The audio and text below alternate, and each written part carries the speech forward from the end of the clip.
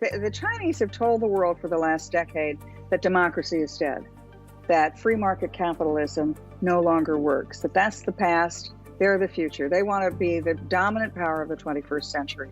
And they're pointing to all of these things, whether it was the economic crisis in 2008, whether it's the pandemic, whether it is the American demonstrations and looting on the streets, whether it is the impeachment trial, whether it's all of these things together. And they're saying, see, we don't have these problems in China. Democracies have these problems. Free market systems have these problems. And the more divisive America looks and the more pictures of American looting on the streets, the impeachment, all of these things, it just feeds into that Chinese narrative. Just how is China's Communist Party exploiting the political unrest in America that followed the killing of George Floyd? How is the Chinese regime seeking to emerge from the coronavirus pandemic as the dominant global power and becoming increasingly belligerent in Hong Kong and the South China Sea?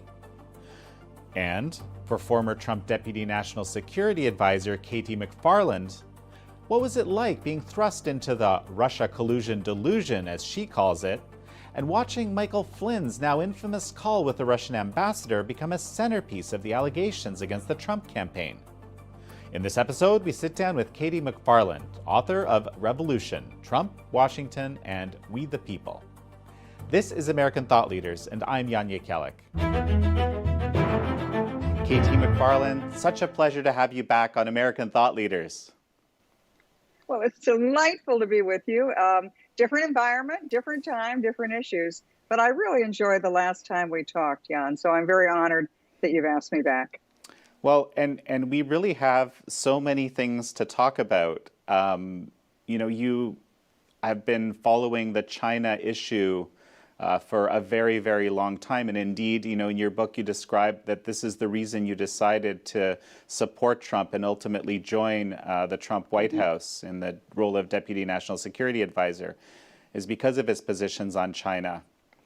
Before we kind of dig into that, of course, we've been looking at all of these violent protests that are happening in the streets as a result of the killing of Mr. Floyd. There has been some talk I've seen, and we're trying to kind of verify a lot of this, that there may be some sort of kind of external influence on this. Okay, we have Susan Rice basically saying, well, this has Russian fingerprints on it. I mean, those are my words. Of course, there might be a lot of people that aren't ready to believe her about Russian interference at this point.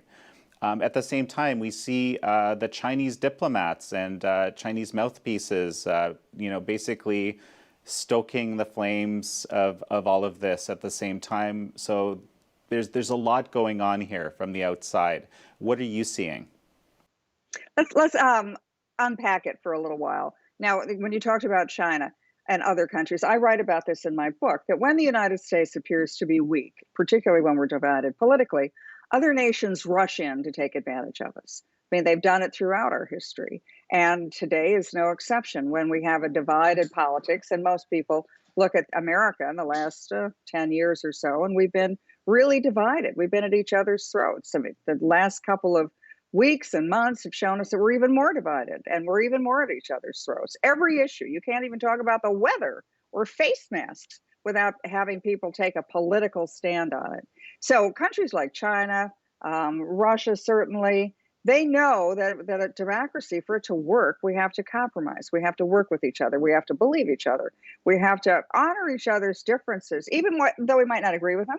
We have to honor them for having the right to say that. So they're stoking everything. Now, with regard to the Russians and Susan Rice, look, I wrote this memorandum to the transition team for the Trump transition team and said to the other senior leaders, I said, look, with Russian interference in the American elections, that's bad, got to stop, got to put a halt to it.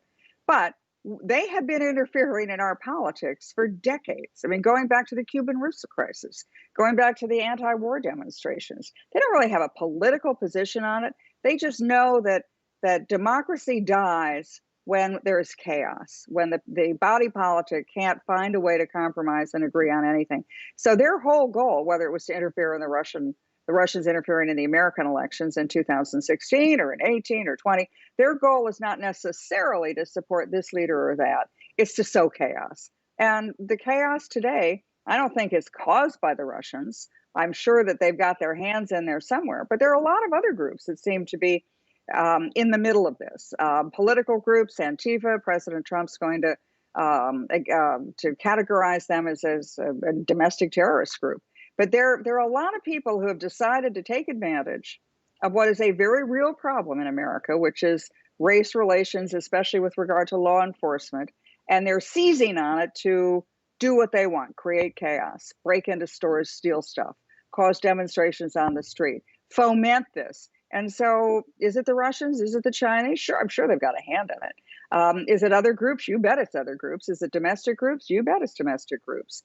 And so I don't know. I don't believe in scapegoating anybody, one or the other. I think we just have to figure out how we get back to, pre-coronavirus, looting, how we get back to pre-normal. And that may be harder to do than we think. You're seeing, we did a little kind of survey of China-related accounts on Twitter, and there's everything from, the spokesperson for the CCP saying, all lives matter, we firmly stand with our African friends, talking, against racism, again, kind of fascinating. We have, basically people talking about how to attack police, sort of methods that will make them less effective. And we have people basically saying the intelligence community is saying that there's a very large kind of cyber activity on the China side and some on the Russia side as well. It's just kind of like this mixed bag. Yeah, and I mean, are we surprised? No, the Chinese have made it really clear, and I think they've had the plan for decades, but they've made it very clear in the last 5, 7, 10 years that they intend to replace the United States as the dominant world power, and then to rewrite the rules of order, international rules of order, to suit themselves. They call it with Chinese characteristics. And I think they had planned to get there by mid-century. They would, and the ways they would do it, they're creating a maritime trade route, a land-based trade route that goes from Europe through the Middle East to Asia, that they're going to dominate. They're creating a communications route, the infrastructure of the World Wide Web that they plan to build, and therefore they would control. As we've seen, they have the coronavirus. But I think what's happened is that their plans have been accelerated. That the coronavirus, which wherever it started, who cares where it started? What they've done, though, is they've weaponized it. They've made it into a bioweapon. They've sent people before they would acknowledge that they had a problem, and they knew they had a problem because they locked down travel within China, but they didn't lock it down internationally. So they sent people from Wuhan couldn't go to Beijing, but people from Wuhan could go to Rome, to Paris, to New York.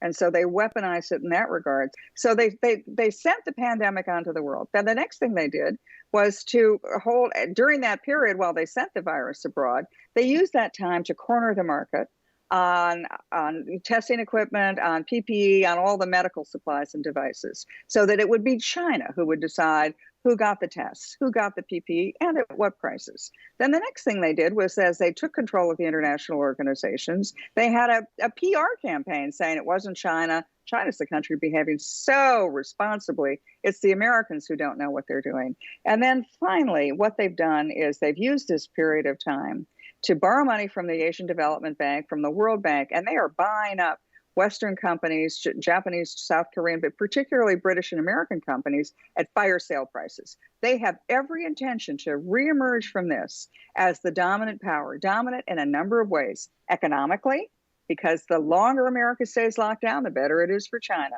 Militarily, they're making their moves in the South China Sea as we speak. In the communications network, they're pushing out the 5G Huawei network to all countries in the world. And psychologically or politically or diplomatically, whatever you want to call it, they're also making this big, massive PR campaign. So I think that what you're seeing now is the Chinese saying to the world, see, we told you so. The Chinese have told the world for the last decade that democracy is dead, that free market capitalism no longer works, that that's the past. They're the future. They want to be the dominant power of the 21st century. And they're pointing to all of these things, whether it was the economic crisis in 2008, whether it's the pandemic, whether it is the American demonstrations and looting on the streets, whether it is the impeachment trial, whether it's all of these things together. And they're saying, see, we don't have these problems in China. Democracies have these problems. Free market systems have these problems. Therefore, not only are we eventually going to be the dominant power in the world economically and military by sheer virtue of our size, but we deserve to be, because we are the ones who are handling all of these global crises far better than our American friends and the Europeans. And the Chinese are, they're getting a lot of adherence to this. And the more divisive America looks, and the more pictures of American looting on the streets, the impeachment, all of these things, it just feeds into that Chinese narrative. Okay, so I have a second vantage point, and that is simply, you're kind of suggesting, and this is something I actually just discussed with another guest recently.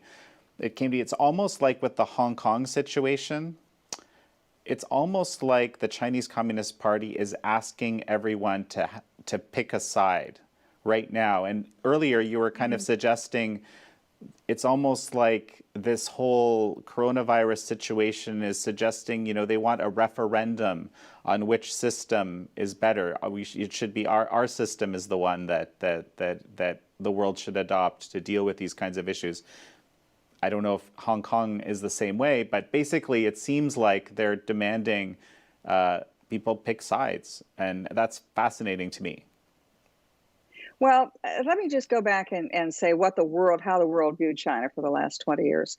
Really, at the end of World War II, the United States had enemies and friends, allies, adversaries. And we were very generous in helping our former enemies, Japan, Germany, recover. And we gave preferential terms in trade agreements. We also gave preferential terms in our mutual security agreements. We would provide 75% of the resources to our common defense. With regard to our trade agreements, we would let their goods enter our markets with maybe a 2% tariff, and our goods would enter their markets at a 25% tariff. So we tried, at the expense of the United States, we tried to build those countries up. And we succeeded brilliantly. They became our allies. So the European countries, the Korea, Japan, they're loyal allies, they're trading partners. We all play by the same rules of order in world trade, commerce, and in the way we conduct ourselves. We assumed China would do the same thing. So in 2000, we really encouraged China to join the World Trade Organization. We gave them preferential trade agreements with the United States. Again, our tariffs were on their goods were very low, and their tariffs on our goods were very high. So it encouraged the Chinese economies to grow. We assumed that China would emerge from this as they became more prosperous. They would become a more open society and a more realistically open trading partner, that we would all trade equally, like it had happened with these other countries. But that's not what happened with China. China broke the mold. China has instead clamped down more on their security, on their own domestic security. They're the world's first total surveillance state on their own people. Look what they're doing to Hong Kong right now. They're making sure that Hong Kong doesn't have any independence. And in addition to that, they've gone back on, the sort of implied promise of the World Trade Organization. They're breaking the rules, or they're so twisting the rules to their advantage that we're not having a level playing field. So I think that if you go back and look at what the original plan was for China entering the world, it hasn't worked out. Now, the Chinese they've decided that they've taken full advantage of all of those things. And what is their goal now? Well, to rewrite those rules so that the Chinese really do become the dominant power. And I think that your assumption is absolutely right. So, KT, recently there's been a lot of, let's say, changes or updates with respect to the administration in terms of how they are going to approach Hong Kong, how they're approaching China. President Trump had this presser where he explained how the U.S. is going to approach Hong Kong and actually a suite of other issues. And I'm wondering if you could kind of unpackage that for us. Well, as you know, I was a deputy national security advisor. I no longer am. I don't speak for the administration, but I remain very close to the people who are formulating American foreign policy, the president, the national security advisor. And I've talked to them about this recently, and their attitude towards China has really changed really since the pandemic. They thought that what we could have with the Chinese, they thought at the beginning of the administration, and when we had the phase one deal between the United States and China, phase one trade deal, that we would find a way that we would both be able to work together, play by the same set of rules. We wouldn't try to contain them, but they shouldn't try to exploit us. But I think what happened is that after the pandemic, and as it spread around the world, and as the Chinese, as I've just explained, really exploited the situation to their own advantage, I think it was a wake-up call for the administration. And they are now approaching things differently. That when the Chinese came to the White House, basically, and said, if you start criticizing us, we're going to make sure you don't get penicillin next year, because we produce the world's penicillin. We produce the world's acetaminophen. We are going to make sure that you don't have those products. So in other words, they were playing what we would consider, they were playing dirty. And as a result of that, I think the president has taken a very different direction. That they'll probably do three things, and they've started doing it. First, bring the supply chain home. Anything that is an essential element, not only of America's, health and well-being, but national security well-being. So the component parts for anything that could be used for technology, cyber technology, military technology, bring those supply chains home, or bring them to allies where we can rely on them trading with us, even if tensions get difficult. Number two, work with our allies. There are plenty of countries that like things the way they have been. The countries that are democratic countries, the countries that played fair with free trade, the European countries, Japan, Korea, Mexico, Canada. Start building those as a coalition and alliance of countries that want to trade with the same, rule of law. The first step I think they want to take is with the United States and Great Britain. Great Britain has left the European Union, and there are active negotiations right now on a U.S.-UK trade deal, and then build out from there. Other countries which are like-minded, have them be our trading partners, have the supply chains come to those countries. And then the next part of it will be to really focus on high technology. One of the things that the Chinese understand is that whoever controls the dominant technologies of the future controls the future. So they have something called the Made in China 2025 plan, where they plan to either buy or steal or in some way acquire the technologies, the 10 technologies that they feel will be critical in the future. I mean, microprocessing, robotics, artificial intelligence particularly. And even though the Chinese have historically not been very good at inventing these things or innovating, they're very good at buying these things. And the Americans are very good at innovating. The Europeans are very good at innovating. So what the Chinese plan to do is to dominate those technologies. And once they dominate those technologies, then they really do control the future. So that, I think, is the understanding by the Trump administration that we have to continue to dominate those technologies and then keep our discoveries and inventions, keep them safe. Don't let them be stolen. Don't let them be purchased. Keep them home. So bring the supply chain home. Work with our allies to create a like-minded coalition of trading partners and security partners. And then finally, make sure that we continue to maintain the commanding heights. And that'll be a lot of investment in a lot of the technology areas where we've been quite lax in the last decade or so. So I think those three things are the new approach that the administration has. And I think it's very broadly supported by the American people. And Secretary of State Mike Pompeo, just on Sunday, he had some very, very strong words, at least in my view. I just wanted to kind of read those out. The Chinese Communist Party has come to view itself as intent upon the destruction of Western ideas, Western democracies, and Western values.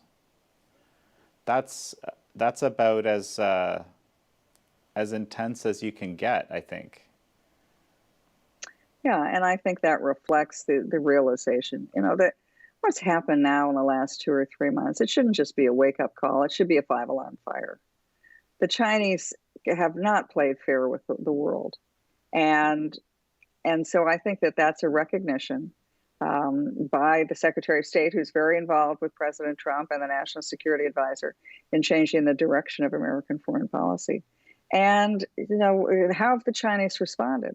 Well, they've responded by, criticizing the United States. Instead of saying, look, we want to play by the rules of order, they're becoming far more aggressive. They've done some military moves in the South China Sea in the last 10 days that show that they really intend to keep that as an internal Chinese lake, that they'll decide who gets to transit the area. They'll decide which trading vessels go. And that happens to be the world's largest maritime trade route. So they're playing by very different rules that they think. I think ultimately, Jan, it's just two completely different conceptions of what government should be. The Chinese look at 5,000 years of history, and they think the world is a better place when China runs the world and the other countries are vassals and pay tribute to the Chinese and take direction from the Chinese. The United States and the West, we think very differently. We think that the individual has rights and responsibilities and is capable of self-governance. And we don't feel that any one country, however large it is, should be in charge of dictating the conditions to the rest of the world. Now, I think this ends probably in four different options here. One, and it really is the United States versus China. If you want to be philosophical about it, it's probably, Rome versus China, if you want to go back thousands of years. But it's two very different looks at how the world should be governed. And so how does this end? Well, maybe the United States and China can find a way to peacefully coexist and to trade and to find to some kind of an agreement on how we can both thrive and survive. And that's the direction I think both China and the United States were going in 2 or 3 years ago, but not anymore. Now, the second option is that we go to war. And I don't think anybody wants to go to have a shooting war over this. We might have cyber incidents and we might have other economic competitions, but nobody wants to go to war. So what are the other outcomes? Well, one might be that the United States and China have a Cold War. That a Cold War to the extent that it doesn't play out militarily, but it plays out economically. And I think that given the way the Chinese have responded to everything in the last several months, a Cold War might be preferable to a hot war. And if the option of peaceful coexistence between our two systems, the Chinese won't allow that, well, then I think a Cold War is one that we should prepare ourselves for. A number of people I've spoken with have told me that, again, this action on Hong Kong, the passing of this draft national security law, that it indicates that the Chinese Communist Party might be considering hot war, actually. If it's going to be Hong Kong, maybe it's going to be Taiwan, maybe it's, something in that region. Well, obviously nobody wants it to go there. Even the Chinese don't want it to go there. The Chinese have always, historically, they've never wanted to go to war. They've never wanted to acquire territory. They just wanted to dominate and control it. But there are flashpoints in the world right now. And they promised the people of Hong Kong that there would be two systems and one China. They basically made the same promise to Taiwan, but they're going back on those promises. And however the Hong Kong situation plays out, one suggestion is that if the Chinese want to do that to Hong Kong, if they want to really suppress Hong Kong Chinese and the other people who live in Hong Kong so that they're taking orders from Beijing on all things, then, some Western countries, the Brits, the United States and others may say, well, if the political not political prisoners, but the people who want to live differently, maybe they should be allowed to come to the United States. And the one country that's looking at everything that happens in Hong Kong is Taiwan. Could China go to war and beat Taiwan and suppress them and bring them into China? Yes, but to what end? And the same way with Hong Kong. To what end? Hong Kong has been an economic boon to China. It's where all the technology and the finance and investment goes into mainland China through Hong Kong. Now, if China shuts that down, they will pay a very high price economically. So, how much of this is threat? How much of it is reality? How much of it will be threats carried out? We don't know. We're just living in a very difficult time that would have been a difficult time anyway between the United States and China, but is exacerbated by the pandemic, by a worldwide recession, which we're now going to have, and unrest in the United States, and it'll probably spread through other countries in the world as well. But the one thing that gets me is when the Chinese take a side on the demonstrations that are happening and the violence in America, and they're saying every life matters. Really? What are you doing to the Uyghurs? What are you doing to the Chinese Muslims? What have you done to the Tibetans? What are you doing to Hong Kong? So I say, practice what you preach. Right. Well, so this is one of the questions. I mean, I was looking at, I think the governor of Minnesota was saying, and again, I don't know if these things are grounded. This is just all preliminary information that, international forces are manipulating the protests and so forth. Ultimately, we've seen a bit of this, as I described earlier, but how could a power like China, take advantage of this current situation to forward its own ends to, like you described? All right, so let's see what could be done. To me, as I look at the pictures of the looting and what the violence in the cities, it doesn't look like some of it might be spontaneous, where the demonstrators start, but then it suddenly breaks into violence, and the looting appears to be pretty organized. So who's organizing it? I believe it's the governor of Minnesota, but a number of other mayors have said, look, these people are not our local people. They're being bussed in, or they're coming from outside of our area, and they're the ones organizing and doing the looting. Well, that costs money. So, and it takes a certain amount of organization. And so is some of this being organized by groups that just want to foment violence? Where are they getting their funding? Another thing is just look at the way the Chinese have used the propaganda arm, where part of it is that they're getting involved in our elections. They got involved in the 2018 elections. They run ads. They criticize President Trump for hurting the farmers. They're mucking around in our domestic politics. Now, we've mucked around in their domestic politics, maybe not the Chinese, but we have in other parts of the world too. We call it democracy promotion. But I just think that in addition to the things that they've done with the pandemic, where they've gone to European countries, for example, and if you'll recall, it seems like, 10 years ago, but it was really just a month or so ago, when the European countries were starting to criticize China and the World Health Organization. Well, the Chinese went to those countries and they said, you have a shortage of masks, you have a shortage of tests, you criticize us, and you're not going to get those masks or those tests. And so all of a sudden the criticism stopped. The Chinese then sold this equipment to European countries at very high prices, and then a lot of them didn't work. Or look what happened in Australia. Australia, which is the agricultural industry in Australia is dependent on exports of grains and beef to China.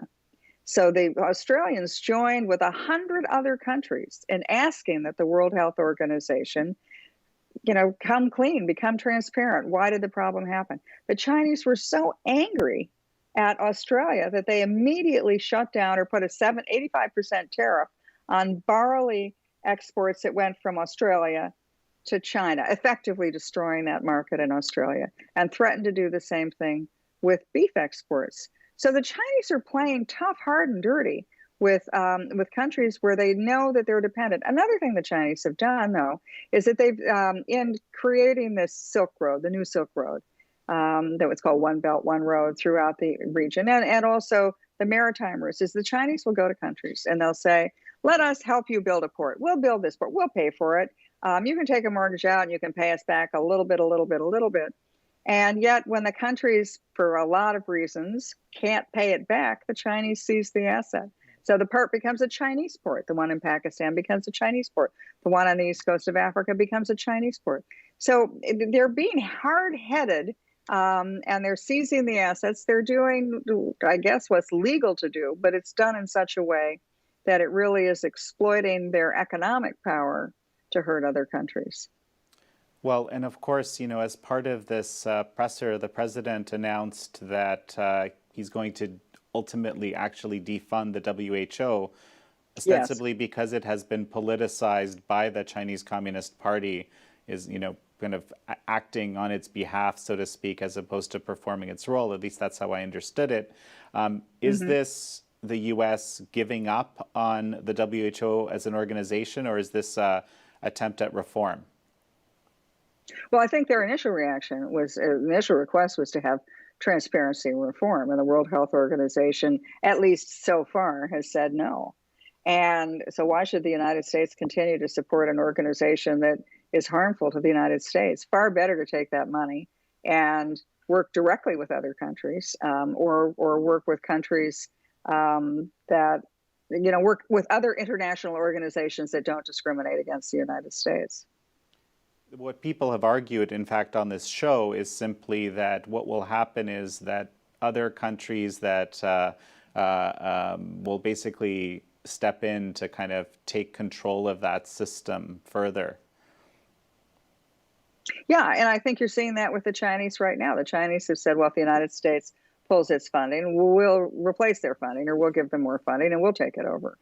But if the World Health Organization isn't doing its fundamental job, which is to help the world with pandemics, and I think the World Health Organization has a lot to answer for.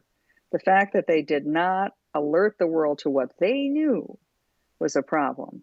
The fact that they didn't let the world use those couple of months of valuable time that we could have gotten ahead of this, so we could have contained it. We could have worked on cures and vaccines.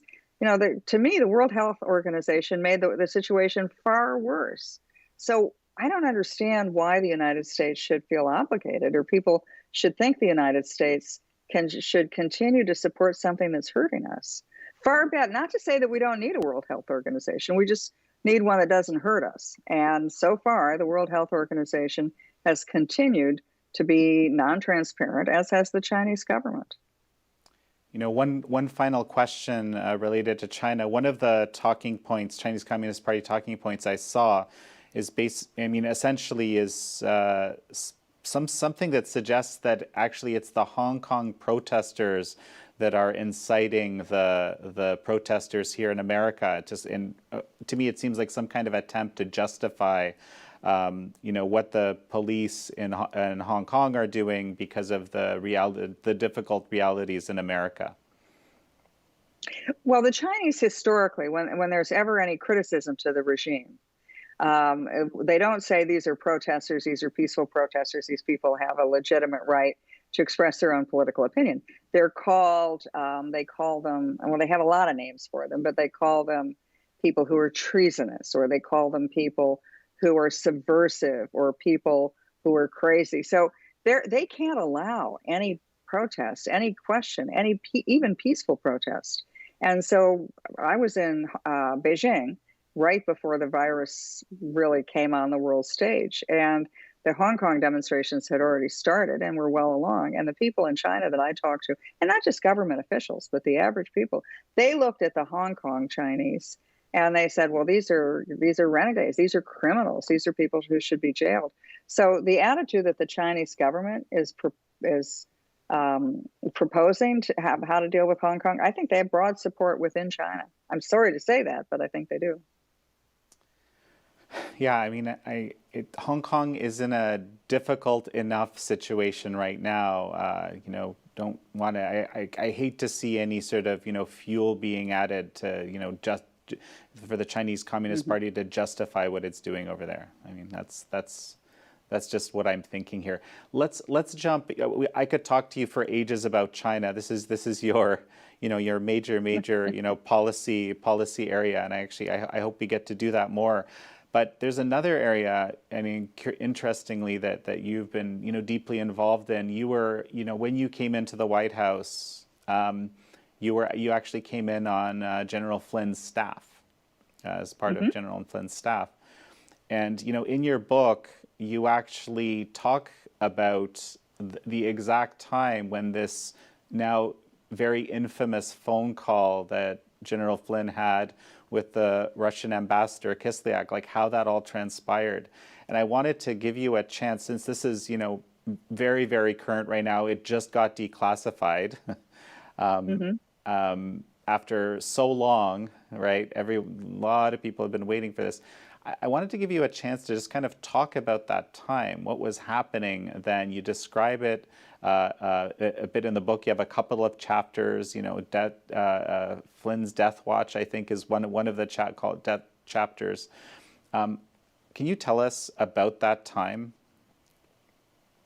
Okay, and I really appreciate the opportunity to talk about it in more than just a 30-second soundbite. President Trump won the election. Nobody expected him to win, and all of a sudden, between November and January 20th, President Trump was supposed to set up a government, and he tapped General Flynn to be the national security advisor very quickly, and he tapped me to be General Flynn's deputy, and we were in the process of hiring people, figuring out our security policies going forward, when 3 weeks before the inauguration, the Obama administration imposed sanctions and expulsions on the Russian government for election interference.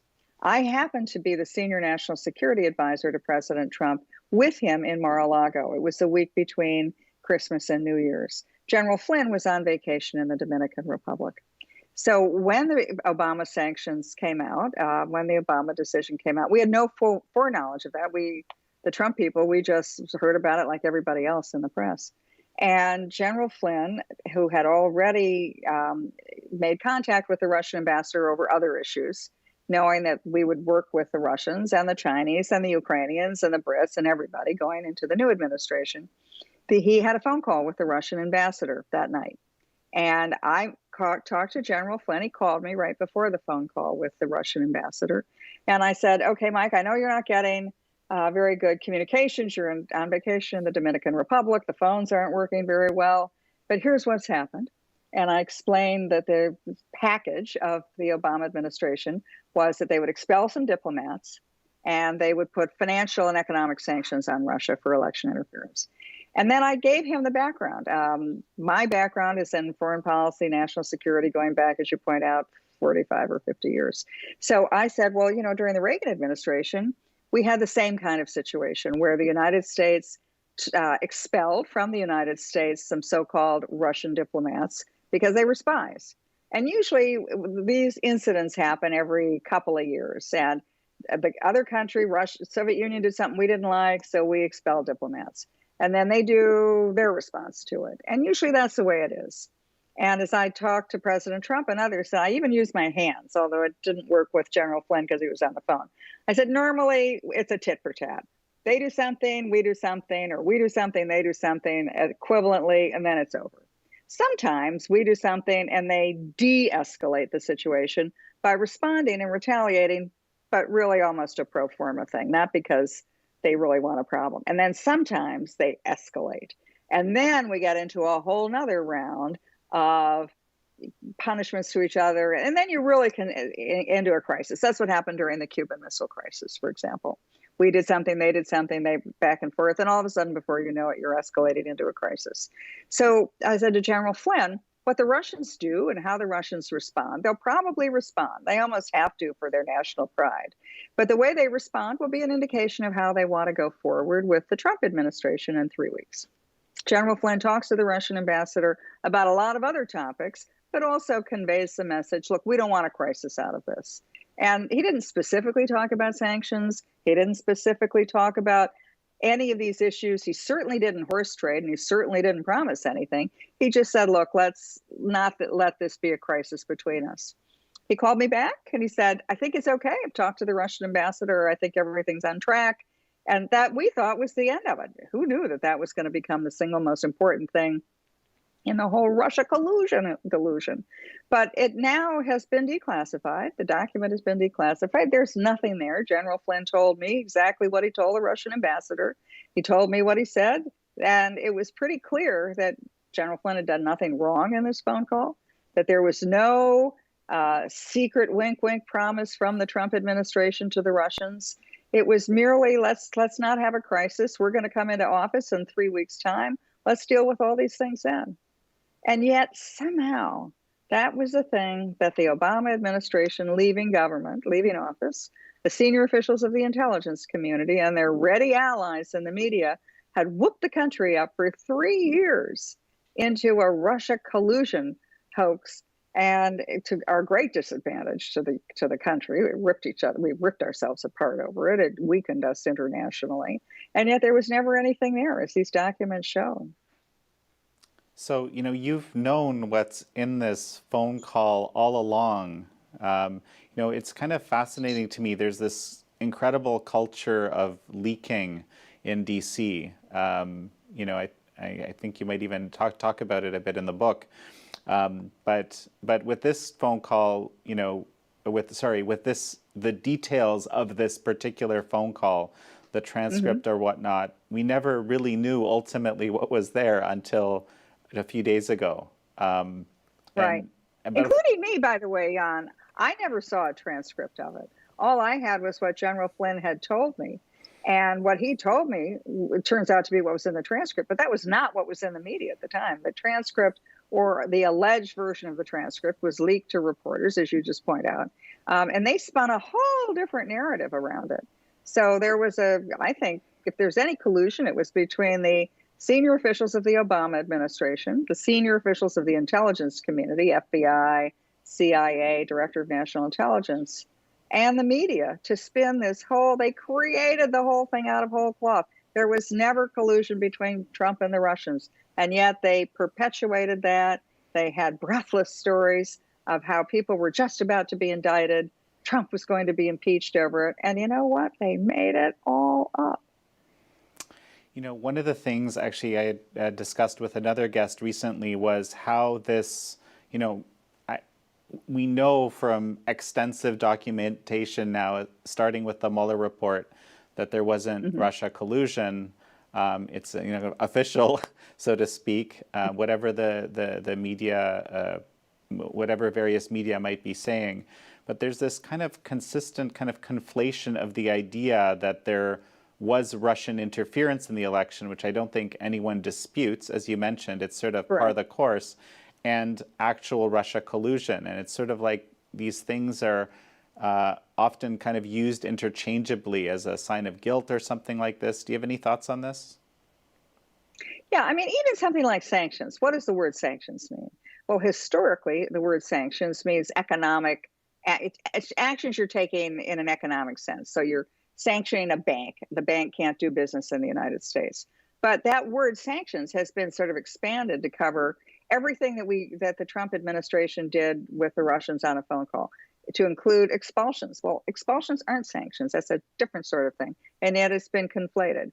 And even the Russia, the excuses that have been given about the Russians and Trump colluding, they keep coming back to the same argument that, well, there must have been colluded. We just haven't found it yet.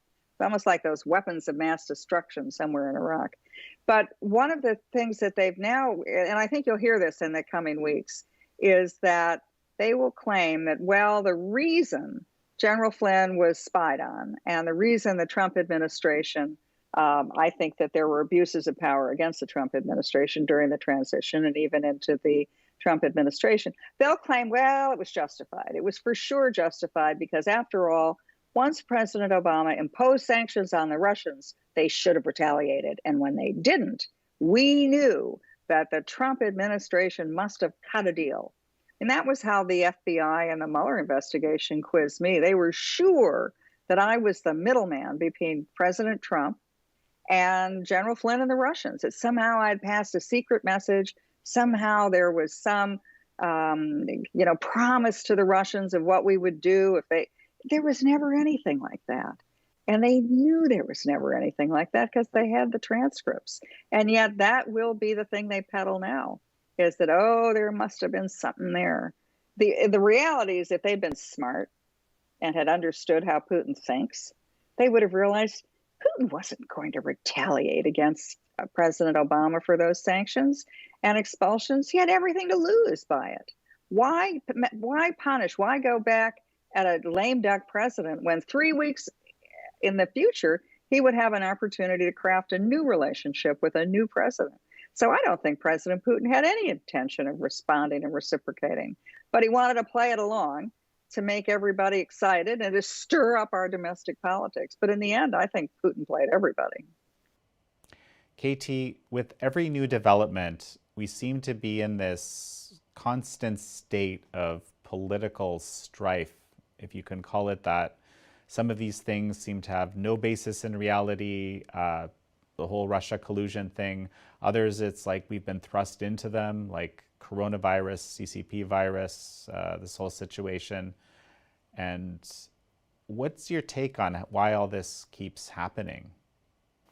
Well, yeah, when I wrote this book, and I had my experience in Washington in the Trump administration and then with the Mueller investigation, I left the country afterwards because I was just devastated. I mean, I couldn't figure out what's going on in my country. Why is everybody fighting with everybody all the time? And so what I concluded was that, well, America's in the middle of a revolution, a political revolution, and that we're meant to have political revolutions, that that's how America regenerates itself. And unlike every other country in the world, most countries rise, they shine, and then they decline. America rises, shines, and we're in the sun for a while, and then we decline, and then we rise again. Why? Because we have political revolutions where the people of America, we the people, throw out the guys in Washington because we don't think the government is the official government, unofficial government is really suiting our needs, because we're a very dynamic society, the most dynamic society in the world. And I think that's what we're going through now. It's bigger than President Trump, although President Trump, he is President Trump. He thinks it's all about him, but I think it's about him as a symbol of what is really happening in the country.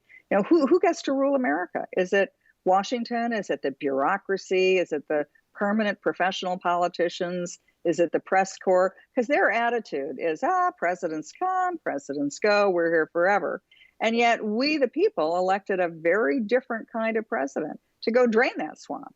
And so what I think you're seeing is Donald Trump trying to drain the swamp and the swamp fighting back. And we've had this sort of conflict between the ruling class and the class that's being ruled from the very beginning. I mean, that was what the American Revolution was all about, right? It was to overthrow the ruling class, which was the British aristocracy and the king. And then in the 1820s, we had another revolution.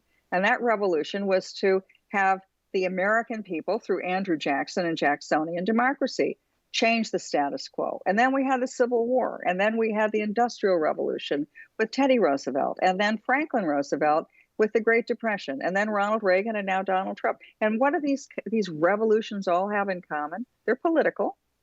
A couple of them were violent, the American Revolution and the Civil War. But what they all are is a way that the American people rise up in a grassroots movement across the country and say, Washington, you're not working for me anymore. We want to get rid of you, and we want new people, and we want to take the country in a new direction. And it's always a miserable transition when we go through it, but we always get through it, and we always reemerge on the other end, sort of more unified, stronger, and often with a whole new economy. I think that's what we're going through now. And so for me, this is a big revolution, because it is who gets to govern America, the voters or the guys in Washington. Fascinating, and frankly, a very, very positive perspective in these extremely difficult times, both in terms of, the foreign reality and the domestic reality. It's some really, really huge challenges ahead. Any final words before we finish up? No, I just thank you for what you're doing, because all too often the media in this day and age is quick sound bites and people on one side and the other side, and they just scream at each other across a long divide. And what you're doing, and particularly your in-depth interviews, I think are really what the American people need and want right now. We don't want to yell at each other. We just want a deep understanding of what is happening in the country and what the arguments are on both sides, and then we'll make up our own minds. So I just really want to take my final moments to thank you for what you're doing, because you're kind of a lone guy out there doing a very different kind of journalism, and I appreciate it. KT McFarland, such a pleasure to have you. Thank you.